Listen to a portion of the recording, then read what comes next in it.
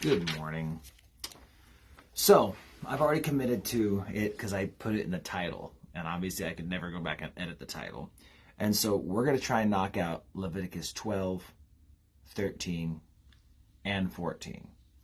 In order to do so, I'm going to have to be summarizing some of these sections. But again, much of the stuff you read is very straightforward. It doesn't need a ton of clarification. But understanding some of the application, I think that's the stuff that can be a little bit more tough. And so chapter 12 is all about the rituals after childbirth.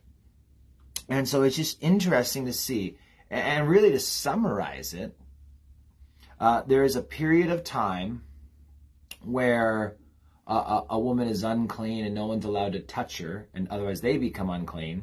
And then there's a much longer period of time. It ends up being 40 days total, the other 33 days, so 7 days and 33 days, where she's unclean. She can't do certain things, but it's not like she's contagious like before. And that's the same thing as we get into chapter 15 about bodily discharges. That's kind of the scenario with all of these uncleanlinesses. But one of the big things to note is two things. It is in this chapter, in verse 8, where it mentions bringing the turtle doves and whatnot if you can't afford a lamb. This is what Mary does. So it's one thing that lets us know that our Lord, he was born into a poor family that couldn't afford the standard sacrifice. Secondly, there's always the big question on why is it that if a female child is born, that it's twice as long?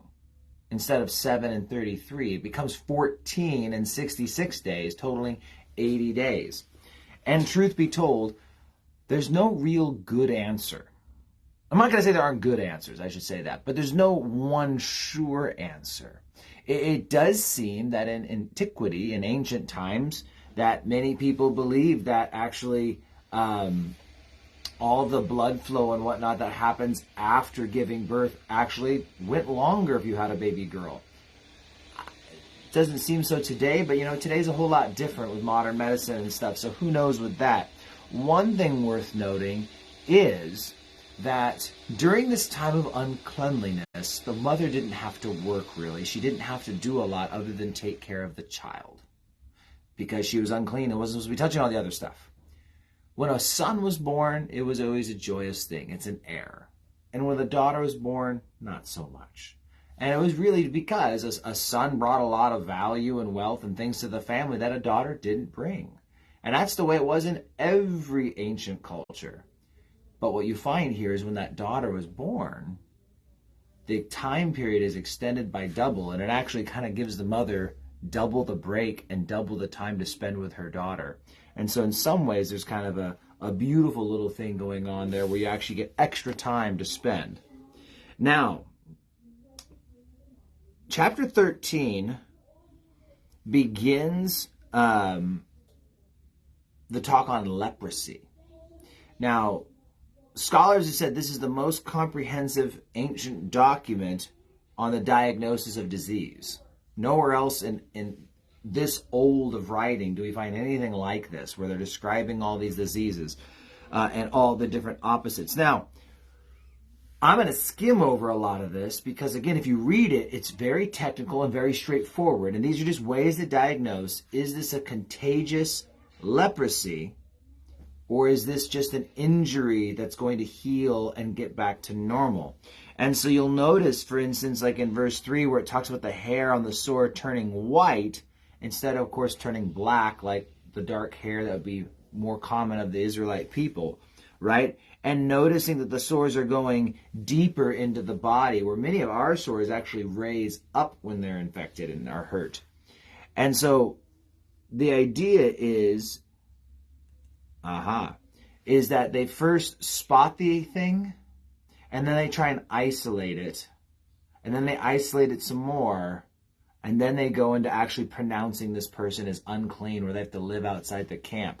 Now, whether you're dealing with disease or sin issues, it's also good not to jump to conclusions and not to pronounce final judgment and not to just kind of, boom, lay down the law until you have a time to really evaluate the situation. And so here we have that with the leprosy, that they take 7 days to wait and watch. Okay, 7 more days, wait and watch. And after that, it's like, okay, at this point, things aren't going the right direction. We're going to call it leprous. And so it talks about leprosy all over the different parts of the body. And they try and separate, like this is different from, like verse 14. It starts talking about, raw flesh appears on him. He shall be unclean, right? There's injuries. And it talks about basically if the flesh changes and turns white again, he shall come to the priest. So it's talking about a scar. So like he got cut and the cut looks pretty bad, but after it heals, there's a white stripe where the cut was. Now it's just a scar. Okay, this is not a leprous disease. This is something that has just been a normal cut. And so it talks about boils. It talks about all sorts of different things. It talks about burns in 24 to 28. It talks about sins that are covered by hair. And so it just talks about like how you have to shave around it so you can observe it. And like I said at the beginning, this is the most thorough diagnosis of disease in any ancient documents. And so some of this is just straightforward how to diagnose leprous diseases. It might not always be what we think of as leprosy today, but we're talking about diseases that spread and continue to spread, and they're going to just keep spreading. And if you touch it, it's going to spread to you. So it might not be all necessarily the leprosy we think of, like in the time of Jesus where leprosy was really bad, the leprosy of today. But they use the same word here because it's the idea of a disease that spreads and is communicable. Now, so you'll notice that they're going to shave around these areas, all these things, so they can observe it, and it just describes all the different ways it can turn out. Now, it does say in verse 40, which is very important, I have it highlighted in my Bible, as for the man whose hair has fallen from his head, he is bald, but he is clean. So note that. Bald is okay. Now, what happens is if you are a leper, if it ends up being that you have caught leprosy, you are to be isolated. Now, in verse 45, it says, the leper on whom the sore is, his clothes shall be torn, his head bare. He shall cover his mustache and cry, unclean, unclean. He shall be unclean all the days he has a sore, and he shall be unclean. He is unclean, and he shall dwell alone. His dwelling shall be outside the camp. And maybe I won't make it through 14 today, because here's what we have now. I just made a connection. I thought I was going to make it all the way through. So, this man has finally been declared a leper. There was a process. You don't just jump to conclusions when you're talking about serious things, but there was examination. There was a process of diagnosis. There were periods of time that we were checking on things and like, okay, we're going to wait another 7 days. We're going to wait another. There was a lot of grace before they finally declared them a leper. Now, if you want to hear something kind of funny, lepers had to stay 4 cubits away from everyone else. That's 6 foot distancing. And when it says cover his mustache, what it literally means is wear a mask. So, wear a mask and 6 foot distancing. It's biblical. If you're a leper, that is. But notice what happens is he gets put outside the camp. Now, we see a situation in 1 Corinthians chapter 5 where there's a man who's sleeping with his stepmom. He's unclean. And they try and deal with this situation, but the man is obviously unrepentant. He thinks it's fine what he's doing, and he hasn't changed his ways. And it's been brought to his attention that a little leaven leavens the whole lump. This is the idea with leprosy. It was disease that has the ability to spread to others if it's not dealt with. And certain sinful attitudes and lifestyles can be that way. When people are living in unchecked, unrepentant sin, and then they come and fellowship amongst the believers, well, if that's not dealt with, it sends a very clear sign that this is okay. All the more true when we're talking about people serving. If you're in leadership or even serving as a greeter, as a children's ministry, on the worship team, doing the books, doing the clean, I don't know, anything, it sends a real message when you see people serving before the church who you know are living in open rebellious sin.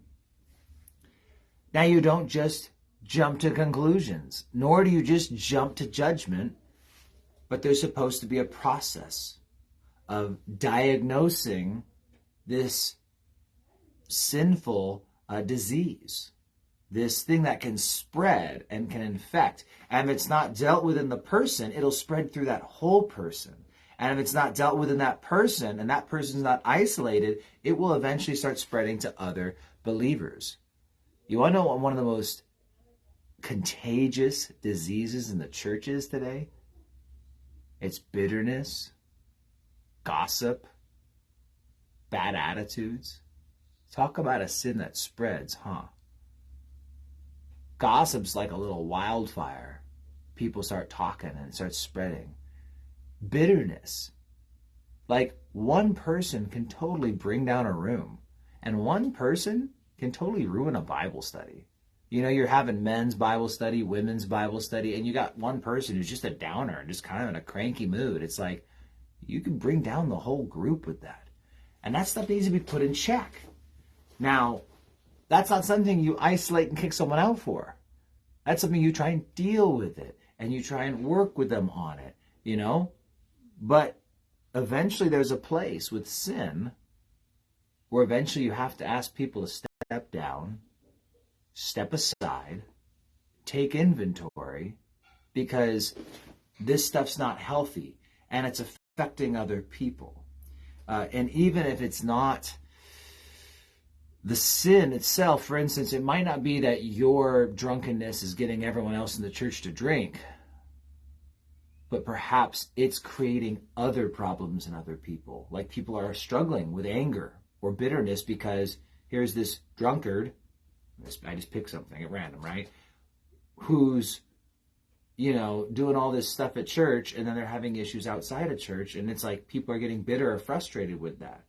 It's creating extra drama. It's offending people. It's something one way or the other. And so this is where this law of leprosy works out, is that when you start to see that there's a problem in someone, we need to diagnose. We need to do it properly, not rashly. We need to do it thoughtfully and logically, and not just emotionally. And we need to give opportunity where, set them outside the camp for a week and let's just see what happens. Hey, we've addressed this issue and talked about it. Now let's just wait a week and see what happens. And then you see what it does. He goes, well, let's wait another week. That's back in verse 4. All right, let's wait 1 week. Okay, we're in verse 5. And let's do another. And so they're waiting time to see if things are going the right direction or the wrong direction. But once you've decided, no, it's gone the wrong direction, okay, now we need to start coming up with new steps to deal with this problem. So we made it as far as verse 46.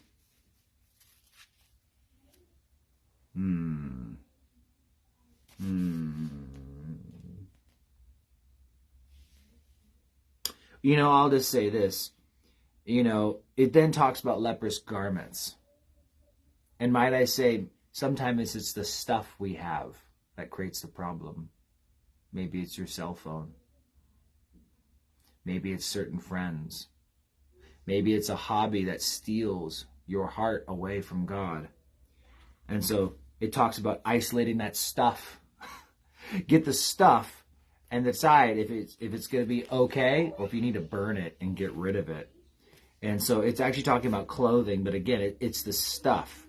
First they try and pick out a little bit of the stuff. Then they're like, nope, we tried cutting out the piece of the garment. That didn't work. Let's do the whole garment. And so, but then, hey, if you wash it, and it seems like it's clean, wash it a second time and say, okay, it's good to go. But in Romans 13:14, it talks about making no provision for the flesh.